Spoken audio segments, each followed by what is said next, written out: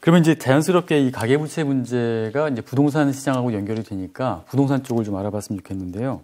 일단 아까 말씀하셨듯이 집값과 전세값 상승률이 둔화되고 있다. 이런 뉴스들이 최근에 쭉 나오고 있거든요. 그렇죠. 일단 대출 규제의 효과라고 좀 볼 수 있을까요? 아까 말씀드렸지 그게 가장 큰 거죠. 결국에는 전세자금 대출을 어쨌든 이제 한 3분의 1이라면 3분의 2 수준으로 좀 줄였거든요. 예. 그랬더니 확실히 이제 이 효과가 나타나기는 해요. 예. 그러면은 일단 올해 들어서 좀 영향을 많이 미쳤던 임대차 입법 예. 같은 경우는 지금 어느 정도 어떤 영향을 좀 미치고 있나요? 이게 이제 임대차 3법이잖아요. 사실상 뭐 전체는 3법이죠. 3법이죠. 신고제까지 해서. 예. 근데 이제 임대차 3법이 그동안 이렇게 되는 거예요. 이제 아셔야 될 거는 이게 또 이 정치적 이슈에서 상당히 이제 이게 전부 정치에 연결된 이슈에서 예. 이것들을 해석을 해야 되는데 임차인이라는 예. 이 계층을 사회적 약자로 볼 것인지 아니면 예. 임차인과 임대인을 대등한 관계로 볼 것인지 예. 이게 이제 중요한 이슈예요. 예. 근데 이제 이거를 이제 법을 만들 때는 법률에서는 이거를 이 임차인을 사회적 약자로 인정한 거예요. 그래서 이렇게 사회적 약자를 보호하기 위해서 상승률을 5%로 제한하고 이렇게 만들었어요. 예. 근데 이 시행령은 어떤 내용이냐면 그게 아니라 임차인과 임대인은 대등한 관계라고 보는 거예요. 시행령에서는요? 예. 그래서 대등한 관계의 법적 관계라고 생각해서 이거는 상호 소송으로 문제를 해결하라고 얘기를 한 거예요. 예. 그러니까 상위 법률과 시행령이 지금 충돌하는 상황이 된 거예요. 그러네요. 예. 그 과정에서 문제가 뭐냐면 법은 만들었는데 이 법이 만들었으면 다 이제 실효적으로 다 모든 사람들이 혜택을 봐야 되는데 이게 밑에서는 이제 분쟁으로 문제를 해결하다 보니 실질적으로 이 임대차 3법을 제대로 임차인이 이용하는 경우가 절반 정도밖에 안 되는 거예요. 그러면 어떤 일이 생기냐면 나머지 절반은 어떻게 되죠? 원래 이제 임대차 3법의 핵심 내용이 5%만 올리는 거잖아요. 그렇죠. 2년에 한 번. 그렇죠. 5%만 올리는데 아예 그 혜택을 못 받는 사람들은 그 다음에는 신규 거래를 들어가야 되는데 신규 거래는 임대인 입장에서는 4년 계약으로 보고 50%를 올려버리는 거죠. 그렇죠. 그렇게 그런 현상들이 벌어졌죠. 그러니까 50% 올라가면 뭐 어쩌겠습니까? 그거는 방법이 없는 거잖아요. 그러니까 집을 사든지 뭐 뭔가의 조치를 취할 수밖에 없잖아요. 그렇죠. 그리고 이게 계속될 거야라고 생각한다라면 어차피 맨 처음에 이제 법을 만들 때의 취지는 이걸 사회적 약자로 보고 우선은 2년을 하고 그 다음에 더 연장하는 쪽을 고민했던 걸로 알고 있거든요. 근데 이제 이렇게 돼 버리니 뭐 아무도 건드리지 못하는. 근데 그 기본 설정에서 좀 문제가 좀 있다고 보는데 뭐 저 같은 경우도 제 집은 따로 있지만 저도 임차인이거든요. 근데 제 주변에도 이렇게 사시는 분들이 상당히 많이 있어요. 그러니까 임차인이 무조건 약자다, 임대인은 강자다. 이런 구도 자체가 좀 약간 좀 아닌 것 같은데. 그래서 이제 선진국은 어떻게 하냐? 이거를 어떻게 바꾸냐면 그런 거죠. 예를 들어서 3억이면 3억이다. 소득 수준을 하위 그렇죠. 50% 그렇게 해야죠. 이렇게 나누어 가지고 그 사람들을 대상으로만 선별해서 이 법을 도입하든지 뭐 바우처 제도를 도입하든지 공공임대를 도입하든지 그게 이제 서민 주거 안정을 위한 법의 핵심 내용이에요. 근데 이제 이거를 뭐 전세자금 대출도 마찬가지잖아요. 전세자금 대출의 핵심이 결국에는 또 이거는 모든 임차인을 또 사실 서민으로 인정하고 정부가 지원해 준 거잖아요. 그렇죠. 고액 전세도 동일하게 지원해 주고 맞아요. 그러니까 지금 이 법이 보면은 서로가 계속 충돌하는 거예요.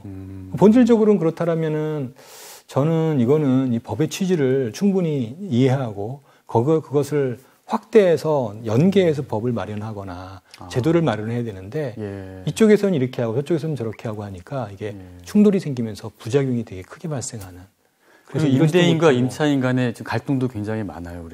그러니까 당연히 그렇게 해서 생길 수밖에 없죠. 왜냐하면 법을 이걸 사회적 약자로 인정하지 않은 거고 현실도 임차인과 임대를 사회적 약자와 강자로 인정하지 않고 있고요.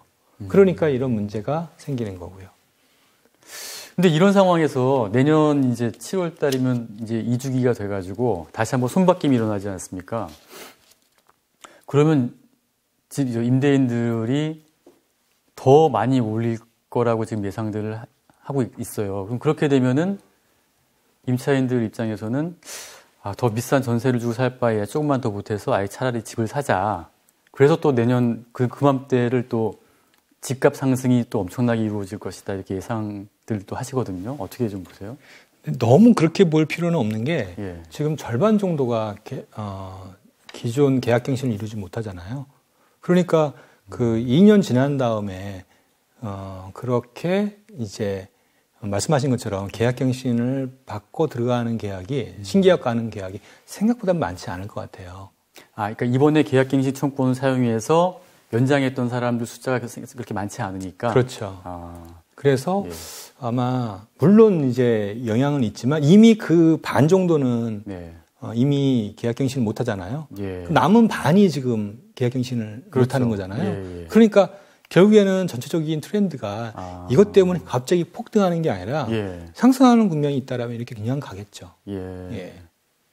그러니까 이게 중요한 이슈인 건 사실이지만 너무 한 면만 보는 거는 아닌 것 같아요. 예. 어쨌든 중요한 거는 그런 이유 때문에 어쨌든 전세 가격은 계속 오를 거고 전세 가격이 오르기 때문에 따라서 집값이 계속 오를 것이다. 예. 그 부분에서는 저는 그런 의견을 갖고 있고요. 그러니까 두 가지인 거죠. 이런 요인과 두 번째는 정책 당국, 정부가 선거를 앞두고 계속 어쩔 수 없이 이제 계속 부양 기조로 정책을 내놓다 보니 국민들이 뭐 집값 안정 얘기하지만 별로 정책에 대해 신뢰하지 않을 거고 그러면 계속 영끌 매수, 이 비이성적 매수는 계속 지속될 수밖에 없고 그게 이제 현재 놓인 현실인 거죠.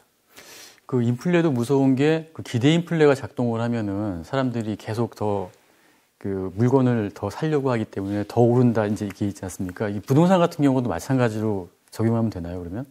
저는 이 기대 인플레이션을 사실 경제 전문가 분들이 익스큐즈 하려고 만든 단어라고 저는 보거든요.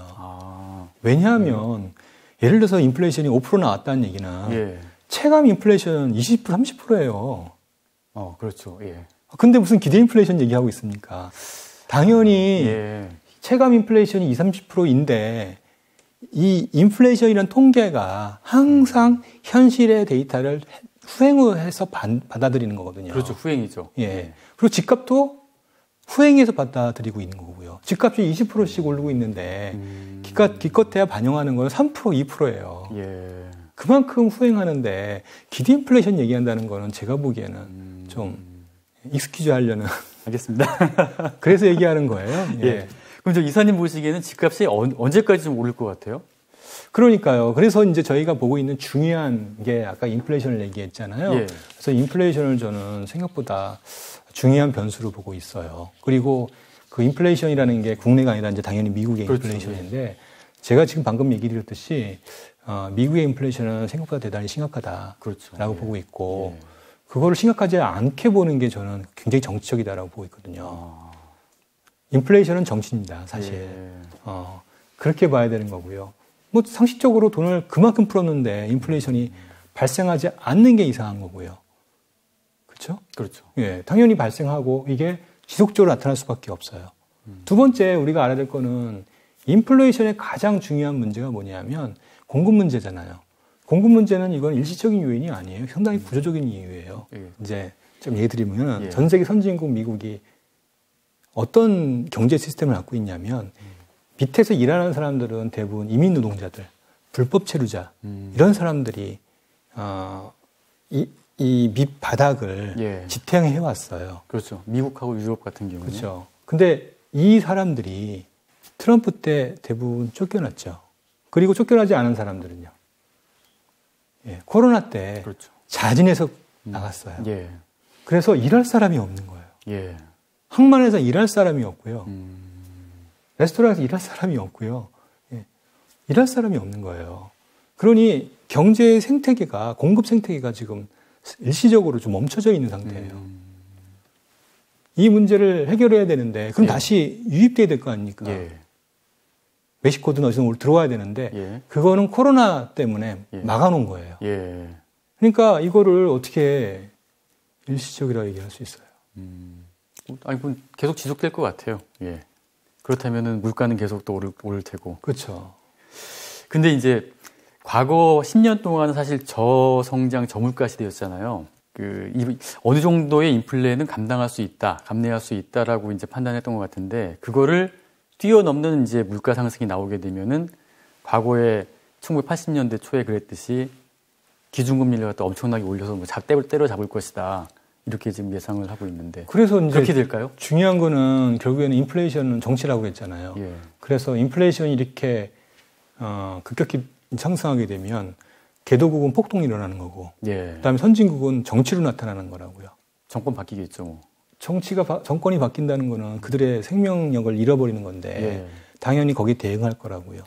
더군다나 이제 2022년 2월 정도에 파월이 이제 임기가 만료되는 그렇죠. 시기인데, 뭐 바이든 입장에서는 적극적으로 이제 인플레이션을 대응하는 정책을 취할 수밖에 없는 거죠. 안 그래도 지금 최우선 순위를 인플레이션 두겠다라고 이제 얘기한 거거든요. 이제 얘기했죠. 이제 얘기한 거예요. 근데 파월이 있는 한 현재 기조를 유지할 것 같고요.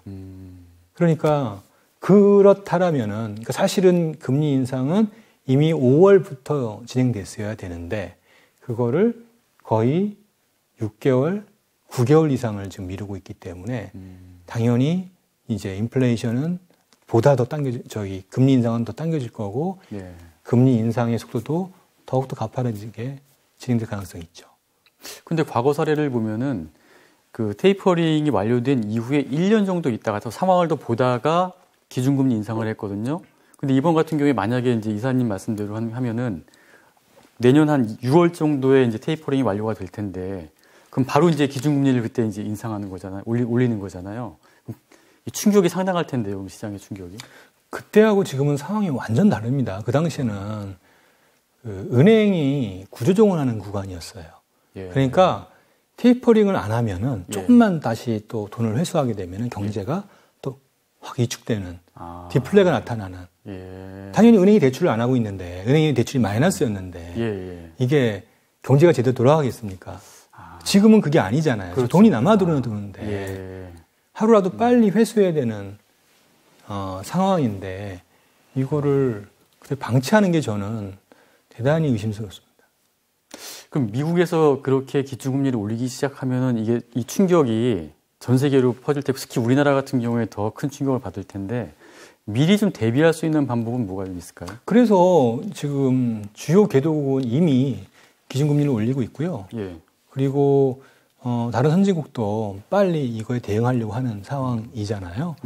우리가 할 수 있는 일은 뭐 우선 빨리 금리 인상하고 부채 구조조정 지금 하는 거 열심히 하고 지금 구멍 난 것들 빨리 메우고 은행 충당금 많이 쌓게 하고 이런 것들이죠.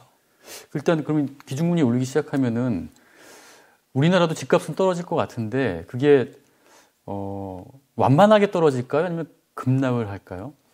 그러니까 미리 구조조정을 잘해놓으면은 완만하게 할 수 있는데 지금처럼 이런 식으로 계속 빚이 늘어나고 특히 이제 수익형 부동산으로 돈이 많이 쏠리고 이렇게 부동산 가격이 오르면 떨어지는 구간에는 뭐 방법이 없겠죠. 급락하겠죠.